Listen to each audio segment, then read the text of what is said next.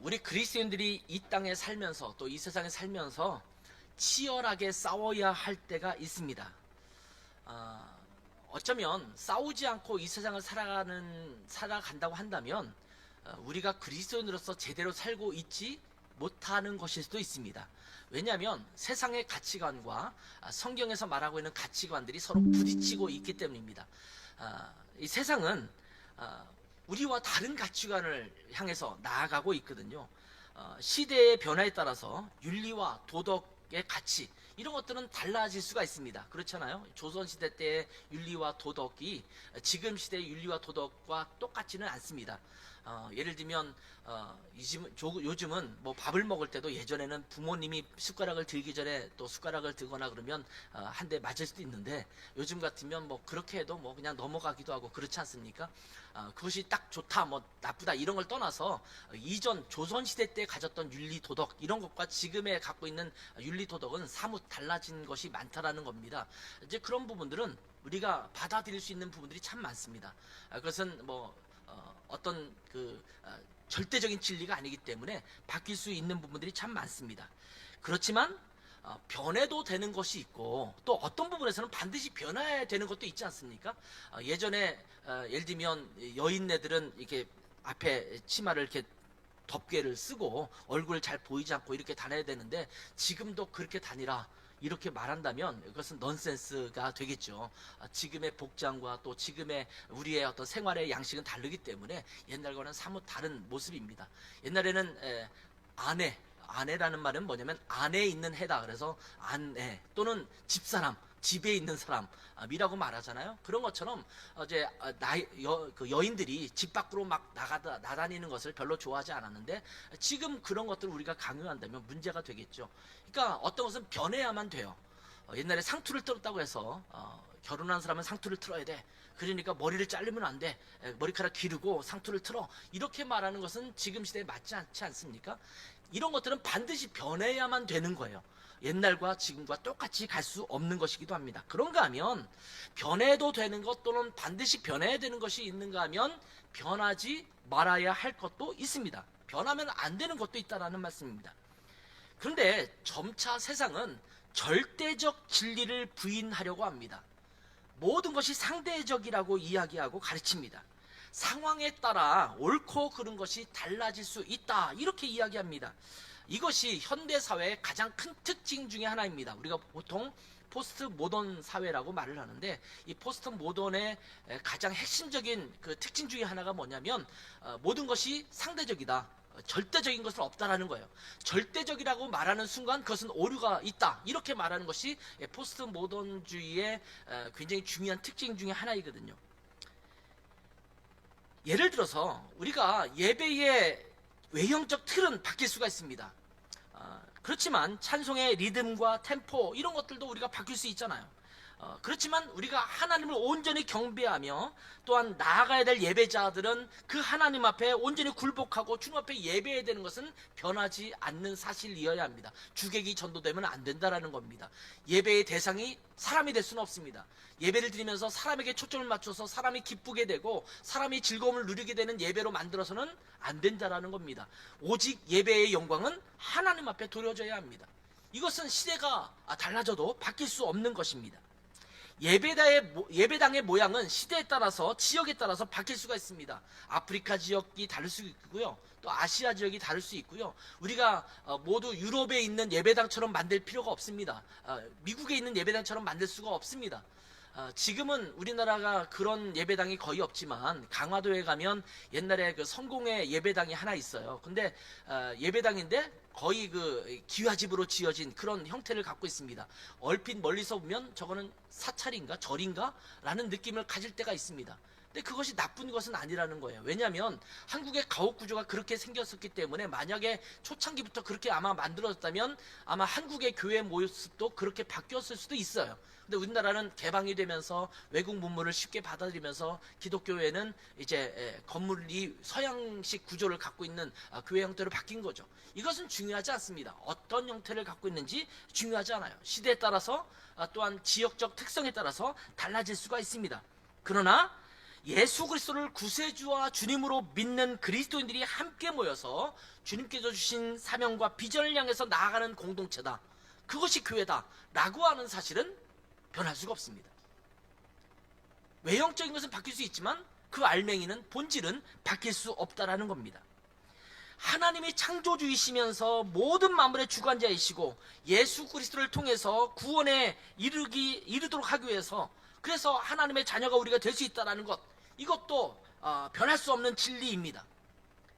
예수 그리스도 외에 다른 것이 있을 수 없다라는 말씀입니다.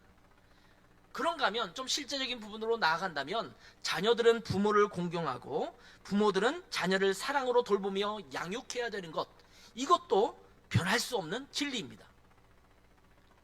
세상은 가정 그리고 부부에 대해서 매우 다양한 형태를 인정하고 있습니다. 시대가 바뀌면서 다양한 형태를 인정해줘요. 그렇지만 하나님께서 창조하신 창조 질서 안에서 하나님이 세우신 가정 그리고 부부에 대한 진리는 아무리 시대가 바뀌어도 변할 수 없는 진리입니다. 이것이 바뀌는 순간 창조 질서가 깨어지는 겁니다. 그런데 세상은 자꾸 교회를 향해서 또 그리스도인을 향해서 그러한 가치관을 자꾸 포기하라고 말해요. 너희가 갖고 있는 가치관 그건 구닥다리야. 그래서 오래된 거야. 너희 자꾸 이렇게 꼰대처럼 굴지 마. 이것을 포기하고 지금 우리가 가고 있는 그 흐름에 너희도 좀 편승해야 돼 라고 우리에게 요구하는 것입니다.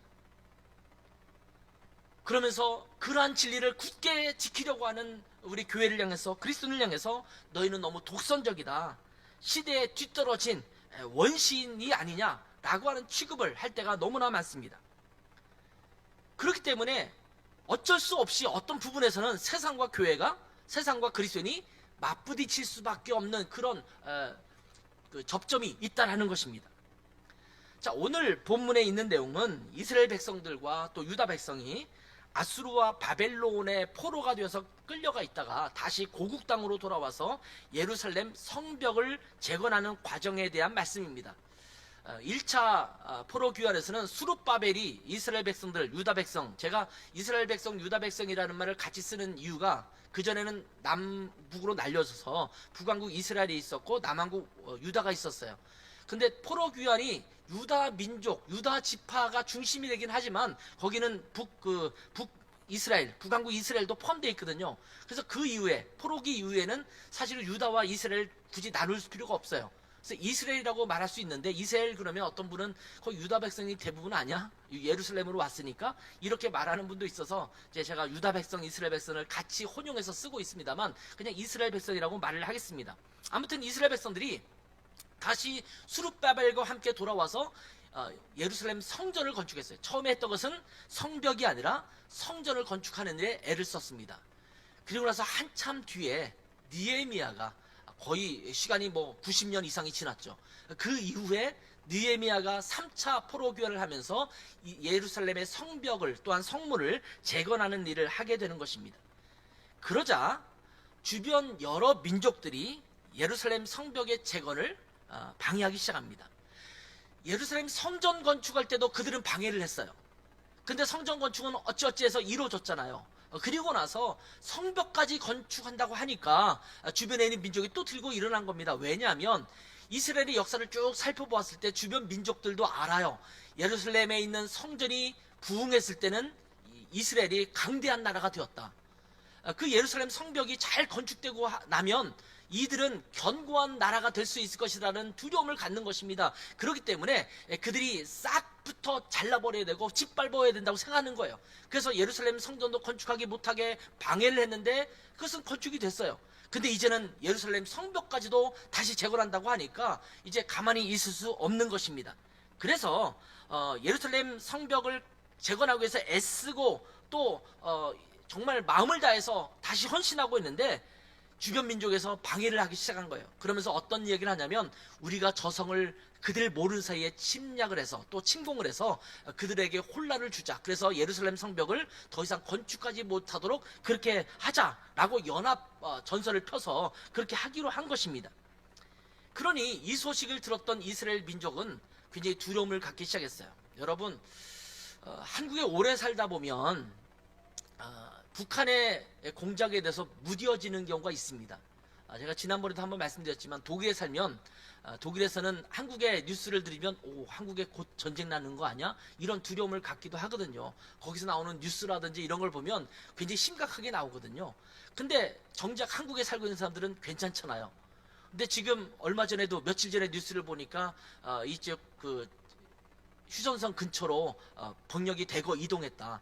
그리고 거기에 댐을 건축하려고 한다. 그래서 댐을 건축해서 또 댐을 일시에 무너뜨리면 한국을 수몰시킬 수 있는 그런 것을 하고 있다라는 뉴스를 얼마 전에 봤어요. 북한의 이동, 병력의 이동 이런 것들을 보면 야 지금 위험한 것 아니야? 이런 생각을 갖기도 하잖아요. 근데 이제 한국 사람들은 워낙 그 시간이 오래되다 보니까 이제 무디어졌어요. 그러든지 말든지 뭐 전쟁 나겠어? 이렇게 생각할 수 있을지 모르지만 때로는 두려움을 갖잖아요. 그들이 핵 미사일을 성공했다라고 하면 두렵지 않을 수가 없잖아요. 그 두려움을 갖는단 말이죠. 그 소식이 계속 들려오기 시작하면 야 이러다가 전쟁 나는 것 아니야? 중국과 러시아랑 이렇게 미국이 잘 이렇게 서로 대항을 하다 보면 결국 어쩌다 보면 전쟁이 벌어지면 결국 한국이 굉장히 위험을 처할 수 있을 건데 라고 하는 두려움도 가질 수 있는 거잖아요. 그러니 지금 시대가 아니라 과거의 시대는 자칫 잘못하면 여차하면 전쟁이 터질 수 있는 그런 상황이 벌어진다고 하니 지금 이스라엘 사람들은 두려움에 떨 수밖에 없는 내용입니다. 그런 상황 속에서 느헤미야와 이스라엘 백성이 어떻게 대처했는가? 이것이 오늘 본문에 나오는 내용입니다. 교회는 세상을 향해서 진리의 빛을 비추어야 합니다. 세상에 복음을 통해서 희망의 메시지를 전해야 합니다. 그래서 우리는 그러한 삶을 살아가야 되고 교회는 그런 모습으로 만들어져 가야 합니다. 근데 사탄은 교회가 또 그리스도인들이 그렇게 살아가는 모습을 가만히 보고 둘 수가 없습니다. 왜냐하면 그들이 견고하게 서 있으면, 교회들이 견고하게 서 있으면, 그리스도인들이 신실하게 살아가 있으면 사탄이 운신할 폭이 없어지기 때문입니다. 그렇기 때문에 사탄은 최선을 다해서 교회가 무너지도록, 그리스도인들이 제대로 신앙생활하지 못하도록 그렇게 공작을 펴고 있는 것입니다. 그래서 사탄은 주변 사람들을 통해서, 이 세상의 문화를 통해서 교회를 공격하기도 하고 교회를 무기력하게 만들려고 우는 사자처럼 달려들고 있습니다. 그리고 그리스도인들에게도 때로는 경제적 어려움 또는 질병 또는 관계가 어그러지는 것, 이런 것들을 통해서 그리스도인들을 넘어뜨리려고 호시탐탐 노리고 있습니다. 너희가 믿음 생활에 바쁘지 마. 믿음 생활에 바쁘지 말고 너희의 일상에 바빠. 너희 밥벌이에 바빠야 되고 너희 가정에 바빠야 되고 너희가 지금 일상생활에서 누릴 수 있는 것들을 누리는 일에 너희가 더 마음을 쓰는 게 좋겠어. 교회, 신앙, 이것은 좀 가끔 교회 일주일에 한 번 정도만 가도 괜찮아. 그러니까 거긴 더 이상 신경 쓰지 말고 더 이상 시간 내지 말고 지금 너가 해야 될 일들에 더 집중하면 좋겠어 라고 하면서 우리를 미혹하고 있는 것입니다. 그러면서 때로는 신앙 말고 다른 매달릴 것을 찾게 만드는 거예요. 그러니까 질병이 생기면 주님보다는 질병에 매달리잖아요. 경제적인 어려움이 생기면 주님보다는 경제적 어려움을 이기려고 애쓰잖아요. 자녀가 시험을 앞두고 있다든지 취업을 앞두고 있다든지 그러면 그것에 더 신경 쓰느라고 사실은 내가 주님 앞에 신경 쓰는 것을 더 못할 때가 많잖아요. 여러분, 성도들과 함께 대화를 나누고 이야기하다 보면 그럴 때가 많거든요. 지금 제가 큐티할 시간이 별로 없어요. 기도할 시간이 별로 없어요. 왜요? 지금 직장이 바쁘거든요. 내 가정 일 때문에 또 자녀들 일들 때문에 거기 신경 쓰느라고 제가 시간이 좀 없어요. 우리가 신앙생활을 못하는 굉장히 많은 이유들이 다른 데서 막 벌어져요. 거기에 신경 쓰느라고 사실은 우리가 신앙생활에 소홀히 여길 때가 너무나 많지 않습니까? 이러한 때에 그리스도인들이 어려움에 봉착했을 때 그 신앙과 그 문제들 또 그 어려움 사이에서 어떻게 대처하면 좋은지 이것을 우리가 함께 나누려고 합니다. 자, 한 공동체가 어려움을 당할 때 나타나는 몇 가지 요소들이 있습니다. 그럴 때 매우 비슷한 양상을 보이는 몇 가지 내용들이 있는데 그 중에 첫 번째 부분은 바로 외부적 공격에 의한 두려움입니다. 공동체 내부에 방해가 있는 것이 아니라 밖에서부터 공격이 찾아오는 것입니다.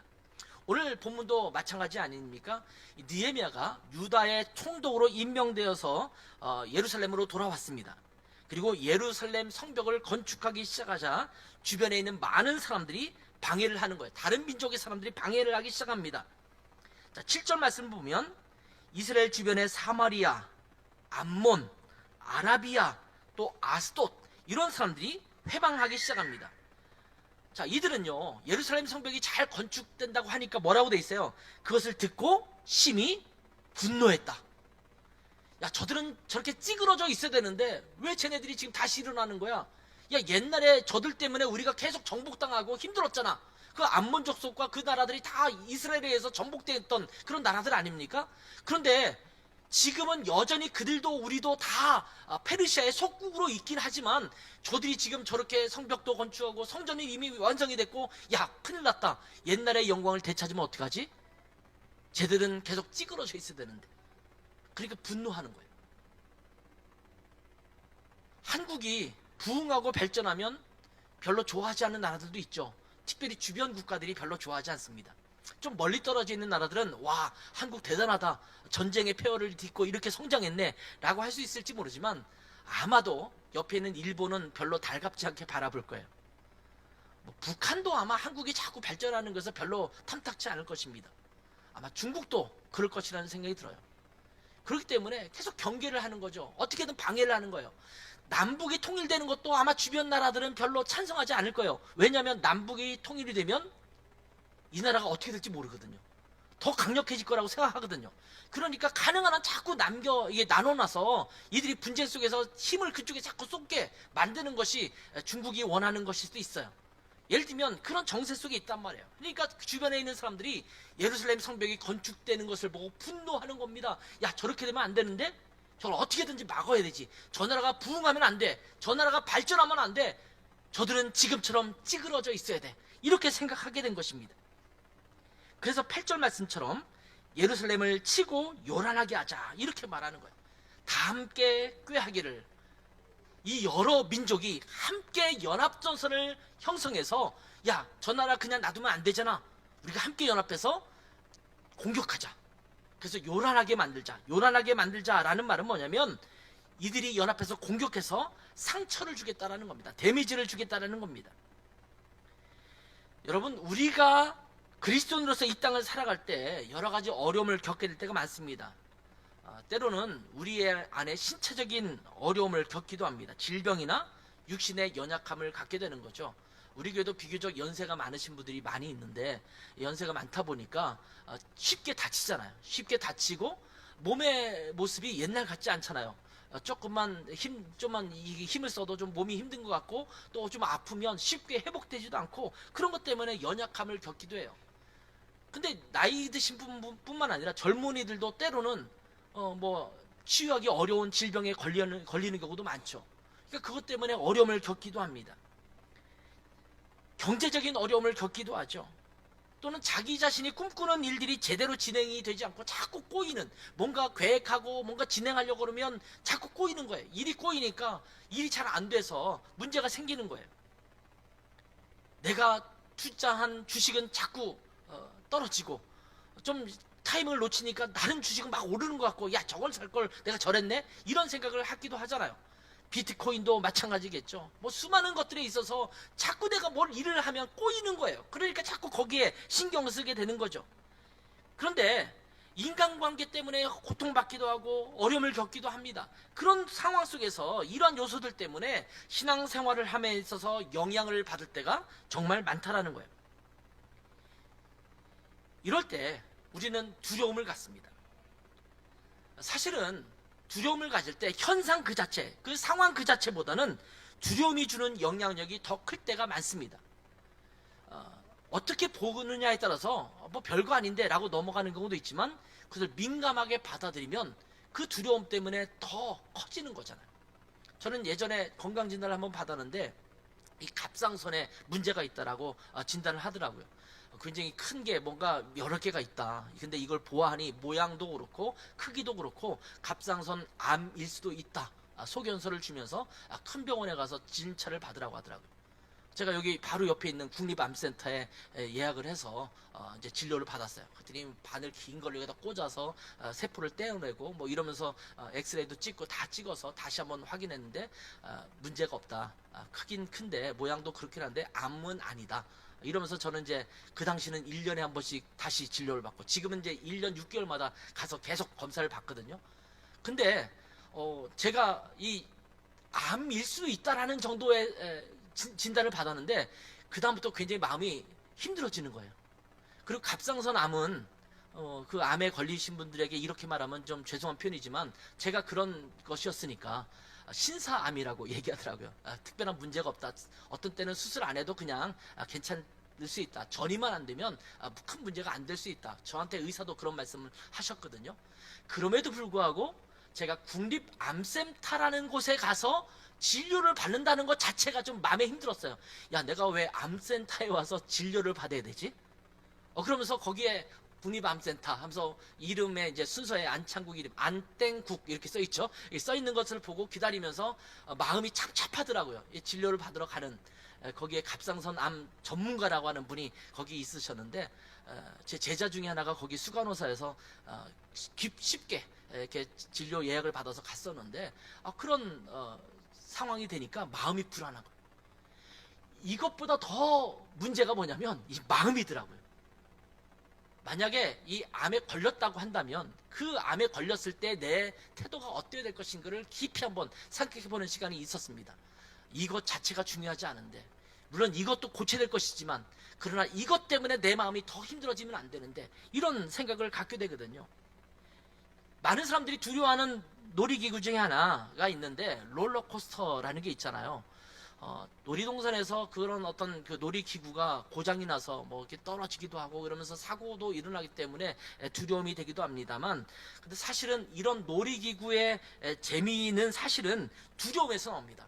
두려움이 없으면 그 놀이기구는 재미없는 거예요.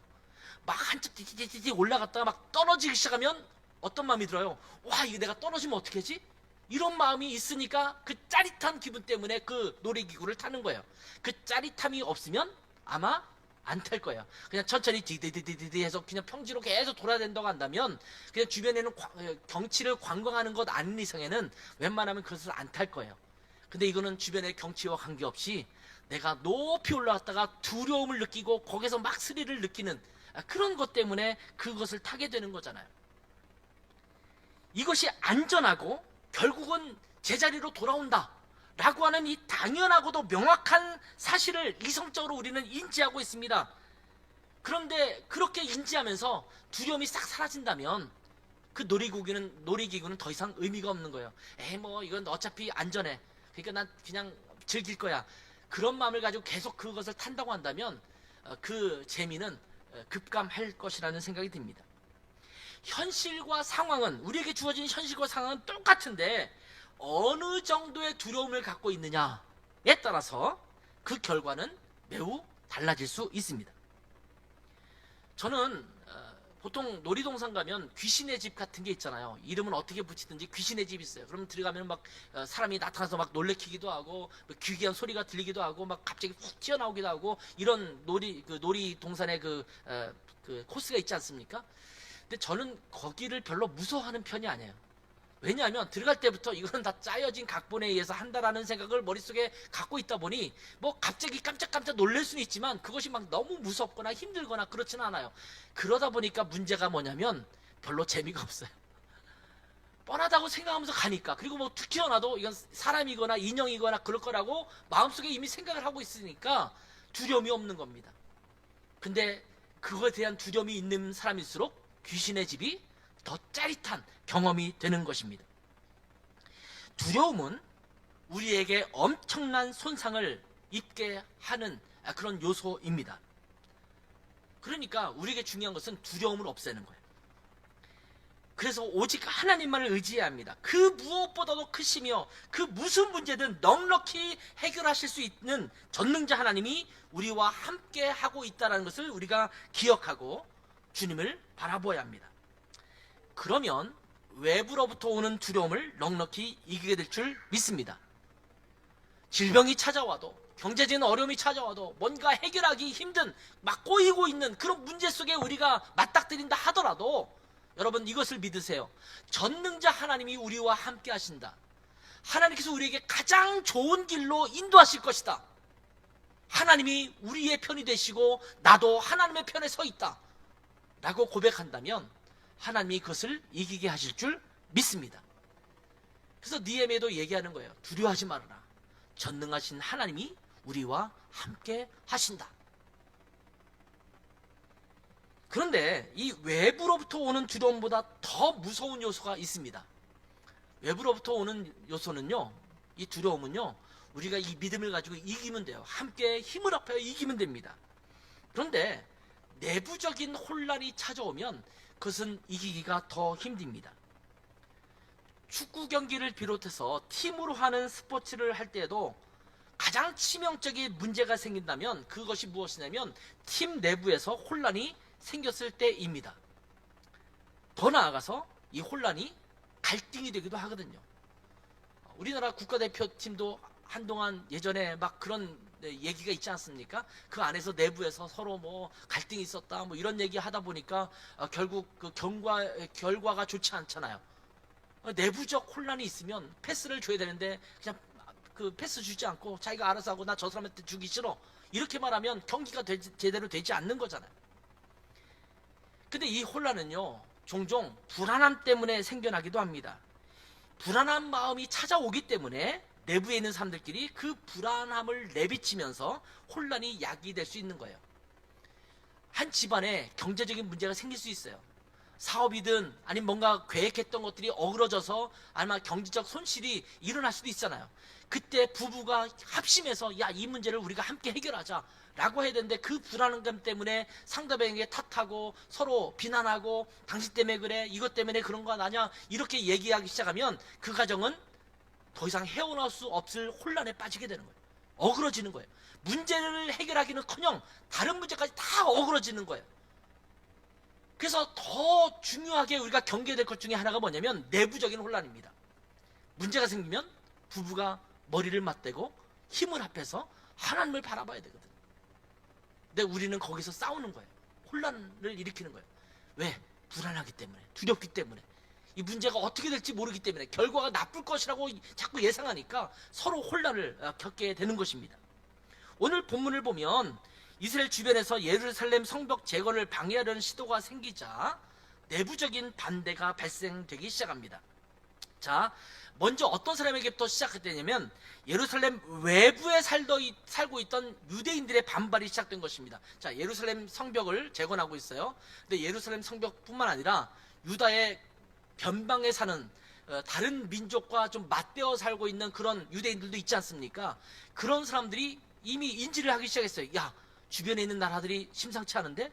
저들이 친다고 하는데? 공격해온다고 하는데? 이런 생각을 갖게 되는 거예요. 자, 이런 낌새를 느끼고 예루살렘 성벽 재건에 대해서 문제를 제기하기 시작합니다. 자, 10절을 한번 다시 볼게요. 10절 보면 유다 사람들은 이르기를 흙무더기가 아직도 많거늘 짐을 나르는 자의 힘이 다 빠졌으니 우리가 성을 건축하지 못하리라 이렇게 이야기합니다. 자, 이 말은 무슨 말입니까? 모두 지쳤다라는 것입니다. 너무 무리하게 진행하니까 모두가 힘이 들고 지쳐서 하기 어렵다고 말하는 것입니다. 교회 공동체에서도 종종 일어나는 문제이기도 합니다. 어떤 일을 목표를 두고 일을 하려고 쭉 진행하는데 좀 긴 시간이 걸리다 보면 사람들이 어떻게 말해요? 이거 너무 힘들어요. 다들 지쳤어요. 너무 봉사하고 섬기느라고 우리 더 이상 힘내기 어려워요. 흙 나르는데 우리 힘이 다 빠졌어요. 이렇게 말하는 것처럼 이 힘든 일에 우리가 더 이상 계속 같이 가기가 어렵습니다. 우리도 좀 쉼이 필요하지 않습니까? 이렇게 하면서 불평을 제기할 수 있잖아요. 가정에서도 마찬가지입니다. 계속 힘을 내라고 독려해야 되는데 우리 힘들어. 더 이상 내가 갈 힘이 없어. 이렇게 힘이 빠졌다라고 말하는 겁니다. 그리고 이어서 11절을 보니까 이렇게 말하죠. 우리의 원수들은 이르기를 우리는 지치고 힘이 빠졌는데 원수들은 이렇게 말합니다. 그들이 알지 못하고 보지 못하는 사이에 우리가 그들 가운데 달려들어가서 살육하여 역사를 그치게 하리라. 적들은 우리 몰래 긴급 침략을 해서 우리를 죽이게 할 거다. 그리고 성벽 건축을 못하게 할 거다. 이런 이야기를 하고 있는 것입니다. 주변 민족들의 이야기에 두려움을 갖고 이로 인해서 불안감이 가득 차 있는, 두려움이 가득 차 있는 그 모습을 보여주고 있습니다. 그러면서 12절을 보면 그 원수들의 근처에 거주하는 유대 사람들, 그러니까 유다의 변방에 살고 있는 이방 민족과 접대해서 살고 있는 그 근처에 살고 있는 그런 사람들이 말하는 겁니다. 자, 이 원수들이 우리에게 말하기를 너희가 우리를 침범하려고 하니까 너희들이 우리에게 와서 도와줘라. 그러면서 몇 번이나? 10번이나.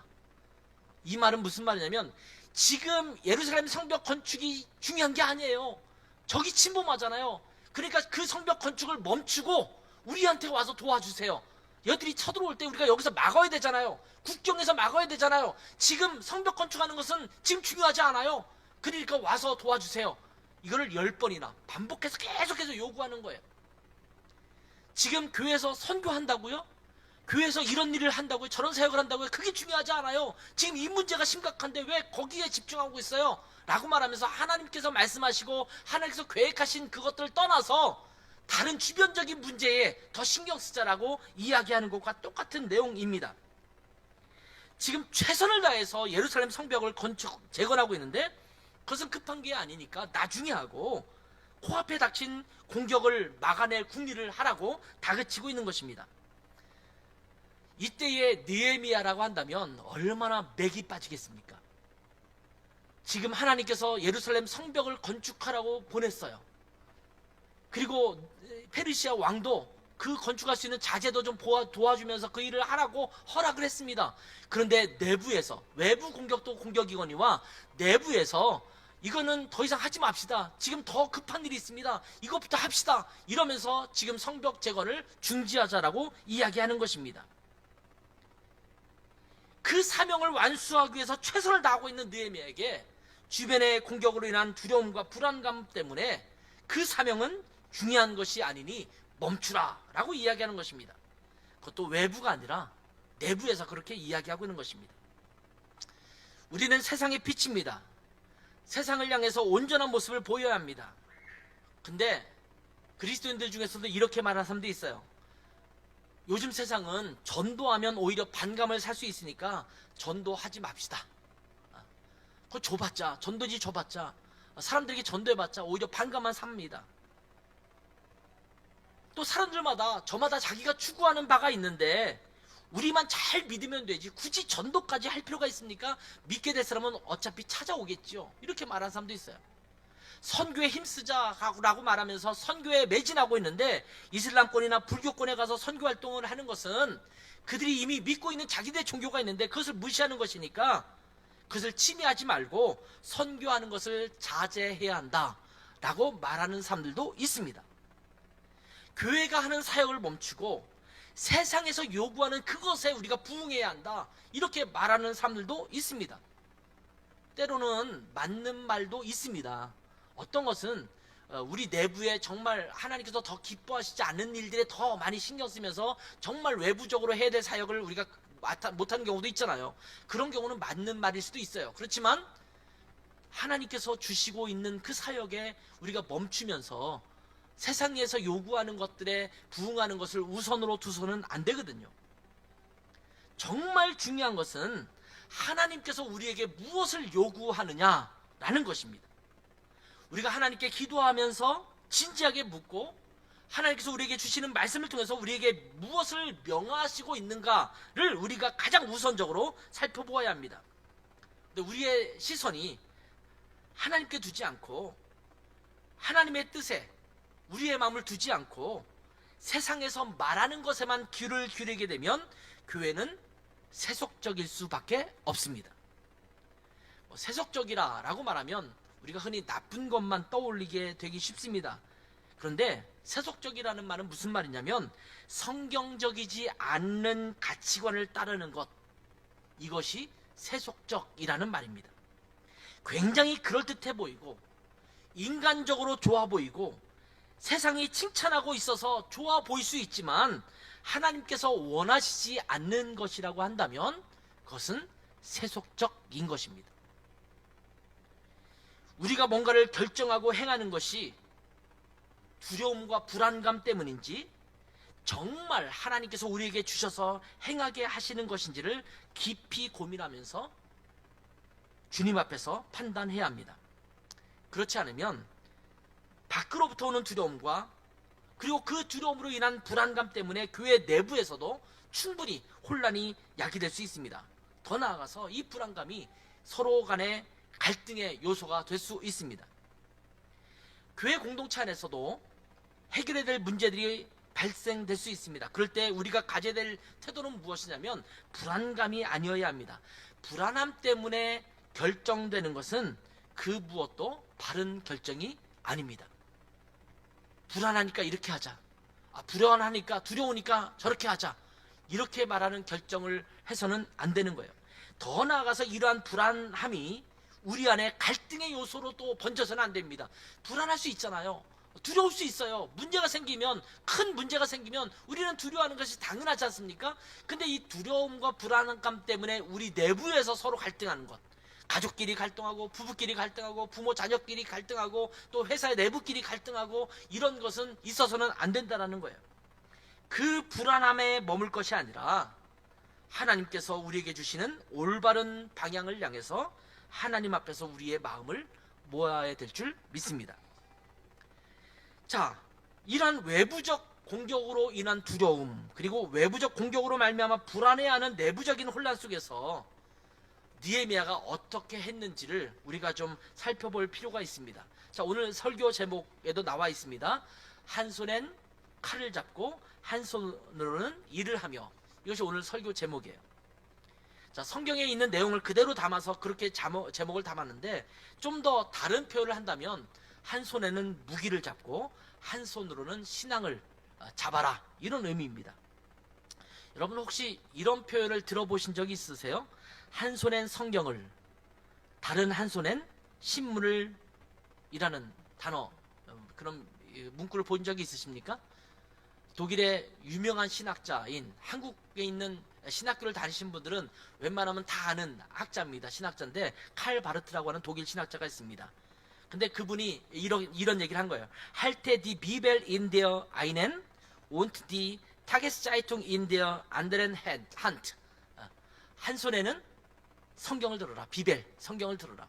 한 손에는 타게스자이퉁, 신문을 들어라. 무슨 소리냐면 하나님의 말씀을 깊이 묵상하지만 세상의 정세와 돌아가는 것을 알아야 된다는 거예요. 그러면 성경과 세상의 접점을 찾을 수 있어요. 세상을 향해서 성경이 어떻게 말하고 있는지를 볼 수 있다는 의미에서 이렇게 표현한 것입니다. 목사들이 성경을 연구하고 묵상하면서 또 한편으로는 세상에 돌아가는 것을 잘 살펴야지 성경에 있는 말씀을 세상의 상황에 적용할 수 있다라는 말의 의미를 담은 것입니다. 우리가 옛날부터 많이 들었던 말 중에 하나가 바른 땅에 머리는 하늘에 라는 말이 있잖아요. 우리가 이상을 갖고 있지만, 우리가 추구해야 될 그 이상을 바라봐야 되지만, 하늘을 바라봐야 되지만 지금 현실을 무시해서는 안 된다. 이 땅에서 내가 그 이상을 바라보면서 최선을 다하라는 그런 의미입니다. 자, 외부의 공격과 불안감으로 인한 내부적인 혼란에 대처하는 이 느헤미야 모습이 바로 그런 것입니다. 한 손으로는 무기를, 한 손으로는 신앙을, 이라는 태도입니다.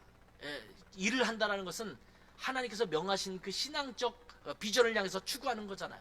그래서 이것을 신앙이라고 보는 거예요. 어쩌면 지금의 시점에 이 시대를 살아가는 우리가 가져야 될 중요한 태도가 아닌가라는 생각을 하게 됩니다. 자, 오늘 본문을 보면 느헤미야는 한 손에는 무기를 들고 경계를 늦추지 않으면서 한 손으로는 성벽 재건하는 일을 계속하게 했습니다. 17절을 같이 한번 읽겠습니다. 시작. 성을 건축하는 자와 짐을 나르는 자는 다 각각 한 손으로 일을 하며 한 손으로 병기를 잡았는데, 사실은 쉽지 않은 일이거든요. 막 병기를 잡고 그다음에 벽돌을 나르고 하면서 한 손으로는 무기를 잡고 하는 게 쉽지가 않잖아요. 물론 뒤에 표현 보면 한 허리춤에 무기를 차고 일을 했다, 이런 표현도 나타나요. 근데 그 다른 표현이 이제 한 손으로는 무기를 잡았다, 이런 표현을 사용하고 있는 것입니다. 그 앞뒤를 보더라도 각각 무기와 방패를 든 사람들도 있고, 어떤 사람은 일하는 사람도 있었습니다. 어떤 사람은 일만 하고 어떤 사람은 방패와 무기를 들고 또 경계하는 사람들도 있었다라는 표현이 등장합니다. 근데 전체적으로 본다면 전쟁에 대비해서 경계를 늦추지 않으면서도 동시에 주어진 성벽 재건에도 최선을 다해서 임하고 있는 그런 모습입니다. 쳐들어올 적을 대비하느라고 경계를 늦추지 않으면서 성벽 재건도 멈추지 않았다는 것입니다. 두 부분을 다 동시에 수행하고 있는 것을 보여주고 있습니다. 여러분에게 문제가 찾아오면 문제를 도외시해서는 안 돼요. 우리 주님이 있으시니까 전능하신 하나님이 다 해결해 주실 것이니까 그 문제 나 신경 쓰지 말아야지. 성경의 어느 한 부분에서도 그렇게 얘기한 적이 없습니다. 문제는 우리가 직시해야 돼요. 문제를 온전히 바라봐야 돼요. 그러나 전능하신 하나님을 바라보는 거예요. 그 주님께서 명하신 일을 행하는 거예요. 그러면 하나님으로부터 이 문제를 해결할 수 있는 방법과 또한 능력이 오는 것입니다. 그래서 문제를 그냥 보지 말라는 게 아니에요. 지금 만약에 문제를 보지 않는다고 치면 느헤미야가 어떻게 해야 됐을까요? 무기든 뭐든 신경 쓰지 마. 방패도 필요 없어. 하나님이 도우실 거야. 그러니까 그냥 우리는 성벽 재건에만 애쓰면 돼. 하나님이 다 막아주실 거니까. 그런 믿음이 있는 느헤미야였음에도 불구하고 어떻게 하고 있어요? 한 손으로는 무기를 들게 하는 거예요. 방패를 들게 하는 거예요. 세상이 우리를 공격해 올 때 하나님께서 알아서 하시겠지라고 세상을 무시하거나 세상의 환경에 대해서 또 상황에 대해서 우리가 신경 쓰지 않으면 안 돼요. 그들도 신경 쓰고, 그러나 믿음 안에서 이것을 어떻게 우리가 경계할 것인가를 균형을 맞추어야 된다는 것입니다. 느헤미야는 이렇게 전쟁에 대한 경계를 늦추지 않으면서도 예루살렘 성벽 재건을 계속함으로 말미암아 빠른 시일 내에 예루살렘 성벽을 재건했습니다. 며칠 걸렸을까요? 52일. 여러분, 말이 그렇지 지금 시대도 52일 동안 예루살렘 성벽, 예를 들면 서울을 둘러싸는 이 사대문 있잖아요. 사대문의 성벽을 다 재건했다. 허물어지고 무너져 있는데 그것을 52일 만에 다 했다. 현대 기술로도 쉽지가 않을 거예요. 그런데 그들이 온 백성이 함께 힘을 모아서 전쟁의 위험이 있고 그것을 경계하면서도 52일 만에 이 성벽 재건을 다 마치게 된 것입니다. 자, 이렇게 예루살렘 성벽을 재건하면서 느헤미야가 백성들에게 했던 말이 이것입니다. 14절입니다. 같이 한번 읽겠습니다. 시작. 내가 돌아본 후에 일어나서 귀족들과 민장들과 남은 백성에게 말하기를 너희는 그들을 두려워하지 말고 지극히 크시고 두려우신 주를 기억하고 너희 형제와 자녀와 아내와 집을 위하여 싸우라 하였느니라. 여기에 보면 신경 쓰지 마, 그냥 하나님만 의지하고 그냥 너희 할 일만 해 라고 말하는 게 아니에요. 여기 뭐라고 말하고 있습니까? 두려워하지 마. 그들은 우리를 위협할 수 있는 존재지만 두려워하지 마. 왜? 우리에게는 크시고 강한 주님이 함께 하시기 때문에, 주님께서 싸우실 것이기 때문에 그 주님을 의지하고 그 다음에 뭐라고 됐어요? 싸워 라고 말하는 거예요. 그러면 내가 두 가지 일을 하고 있음에도 불구하고 넉넉히 이길 수 있다 라고 말씀하고 있는 거예요. 어떤 분들은 직장 생활하고 일터 생활하면서 내가 일터에서 최선을 다하지 않으면 내가 거기서 승진도 할 수 없고 인정도 못 받으니까 내가 신앙생활을 좀 소홀히 할 수밖에 없는 것을 인정해 주세요, 이렇게 말하는 분들이 있어요. 한편으로 맞는 것 같지만 그것이 맞는 말이 아니에요. 이쪽도 최선을 다하면서 믿음 생활에 또 최선을 다해야 돼요. 하나님이 함께 하시면 이 두 가지를 함께 하고 있음에도 불구하고 하나님의 능력이 임해서 이것을 이길 수 있는 힘을 주님께서 주시는 거예요. 제가 예전에, 지금은 그렇게 하면 아마 부모님들부터 시작해서 또 학생들도 굉장히 비난을 하고 또 항의를 할 것 같은데, 제가 이제 중고등학생을 다룰 때 수련회를 가면 제가 종종 했던 얼차례들이 있어요. 얼차례 그 당시 많이 받았거든요. 그때가 이제 80년대 후반이에요. 87년, 8년, 89년 요때인데, 그때 고등학생들은 저한테 많이 얼차례를 받았어요. 그런데 그 중에 하나가 뭐냐면, 수련회 같은 데 가서 밤에 추운 겨울에 말을 안 듣고 막 그러면 다 나와! 성경책 들고 책가방 다 들고 나와! 이러면 이제 들고 나와요. 한 손에 성경책을 들게 하고 한 손에는 이제 그 가방 있잖아요. 쌔기라든지 이런 가방을 들게 합니다. 그리고 이것을 가지고 날아가. 너희는 지금부터 나비다. 지금부터 날아서 교회에 있는 그 충무로가에 교회가 있었는데 교회까지 날아간다. 그 당시 제가 포천에서 수련을 하고 있었는데 포천부터 날아가는 거예요. 그럼 힘들죠. 성경책 들고 이 책 가방 들고 이렇게 져야 되니까 추운 겨울에 힘들어요. 그러다 땀이 나요. 근데 땀이 나는데 제가 그들에게 하는 얘기가 이것이었습니다. 너희들은 두 가지의 짐을 짊어지고 가는 자들이다. 하나는 믿음의, 성경은 믿음의 삶을 살아야 되고, 동시에 너희는 학교 공부도 잘해야 되는 거다. 너희가 이것을 균형을 잡지 못하면 너희의 인생은 나락에 빠질 수밖에 없다. 이러면서 제가 얼차례를 줬던 그런 기억이 나요. 지금 그때 그 학생들은 지금도 그런 얘기를 해요. 목사님이 그 당시에 이렇게 얼차례를 많이 줘가지고 자기들이 잘 성장했다 이렇게 얘기를 해요. 근데 우리가 똑같은 삶을 가지고 이 세상을 살아가야 돼요. 아까 칼바르트가 얘기했던 것처럼 한 손에는 성경을, 한 손에는 신문을 들고 있는 것처럼 한 손에는 믿음을, 한 손에는 직장과 가정과 우리가 일상에서 살아가는 모든 삶을 같이 살아가면서 같이 균형을 잡아야 돼요. 이 두 날개가 균형 잡지 못하면 뱅글뱅글 돌잖아요. 노를 저을 때도 이렇게 저어야 되는데 한쪽만 저으면 이렇게 돌아가요.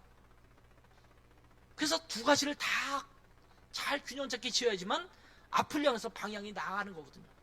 이것이 우리에게 필요한 것입니다. 적을 두려워하지 말아야 됩니다. 적을 너무 두려워하는 나머지 하나님을 망각하는 어리석음을 범해서는 안 됩니다. 아무리 버거운 문제라고 하더라도 그 문제보다 크신 하나님이 우리에게 있음을 잊지 말아야 합니다. 그러면서 20절에 이렇게 말합니다. 너희는 어디서든지 나팔 소리를 듣거든 그리로 모여서 우리에게로 나아오리라. 나아오라. 우리 하나님이 우리를 위하여 싸우시리라. 이렇게 말씀하십니다. 자, 전쟁이 시작되면 나팔을 불러서 너희에 대해 알려줄 텐데 그때는 어떻게 하라고요? 나와서 싸워라. 근데 싸우는데 누가 싸우시냐? 전능하신 하나님이 우리를 위해서 싸우실 것이다. 이렇게 말씀하십니다. 우리가 할 일은 하나님을 의지하며 지금 내게 주어진 일을 잘 감당하는 것입니다. 여러분, 질병의 문제가 찾아오면 질병 치료하는 일 열심히 하세요. 집안에 경제적인 어려움이 생기면 경제적인 어려움을 극복하기 위해서 최선을 다하세요. 누군가 인간관계가 틀어졌으면 인간관계를 회복하기 위해서 애쓰셔야 됩니다. 여러분의 직장 일이나 여러분의 일터의 현장에서 해야 될 일들을 최선을 다해서 해야 합니다. 그러나 동시에 하나님을 의지하면서 믿음을 잃지 않고 그것들을 맞닥뜨려 싸워야 되는 것입니다. 우리는 두려움에 떨면서 위축되고 경직되어서 오히려 해야 할 일을 놓칠 때가 많습니다. 그러나 한 손에는 무기를 들고 경계를 놓치지 않듯이 잘 경계를 해야겠지만 위축되거나 경직될 것이 아니라 하나님을 의지하는 가운데 하나님께서 이 일들 가운데 싸우셔서 이기실 것을 바라보면서 지금의 삶을 꿋꿋이 살아가는 우리 모두가 될 줄 믿습니다. 살아가다 보면 심각한 문제가 발생하기도 합니다. 교회 공동체를 허무는 일도 발생하기도 합니다. 그리스도인의 삶의 그 균형을 허물어뜨리는 그런 일도 발생할 수 있습니다. 세상의 거센 공격으로 인해서 어려움을 겪기도 합니다. 그때 위축되고 어려움 속에 불안감을 가지면서 떨고 있을 때가 있는데, 그러나 그때마다 한 손에는 무기를 들고 한 손에는 신앙을 온전히 붙들게 하시는 것처럼 문제들이 우리의 믿음을 해하지 않도록 최선을 다해서 노력하면서 동시에 우리에게 주어진 신앙을 잃지 않고 사역을 잃지 않고 일상을 잃지 않고 날마다의 삶이 승리하는 여러분 되시기를 주님의 이름으로 축원합니다. 함께 기도하겠습니다. 하나님 아버지, 우리가 그리스도인으로서 이 땅을 살아가지만 믿음으로 살려고 하다 보면 수많은 문제들에 직면할 때가 많습니다. 그러다 보면 두려움도 있고 또 불안감도 있고 그 문제 앞에 어쩔 줄 몰라 하는 우리의 모습을 발견할 때가 많은데, 그러다 보면 또 주님보다는 그 문제에 집착해서 신앙을 잃어버리거나 신앙을 도외시하는 경우도 생기는데, 하나님 그러한 자가 되지 않게 도와주시고 하나님 전능하신 하나님을 온전히 붙들게 도와주시고 하나님의 능력을 통해서 우리에게 주어진 문제와 상황을 넉넉히 이길 수 있는, 그것을 최선을 다해서 주님과 함께 더불어 싸워 이길 수 있는 그런 능력도 우리가 소유할 수 있는 굳건한 믿음의 삶이 될 수 있도록 은혜 주시기를 간절히 원합니다. 하나님, 그래서 우리의 일상생활에서 가정에서 직장에서 일터에서 늘 승리하는 저희들 될 수 있도록 믿음을 잃지 않고 또한 우리에게 주어진 사역에도 또한 늦추지 않는 그런 놀라운 능력과 은혜를 얻을 수 있는 저희들이 될 수 있도록 은혜 베풀어 주시옵소서. 감사하며 예수님의 이름으로 기도했습니다. 아멘.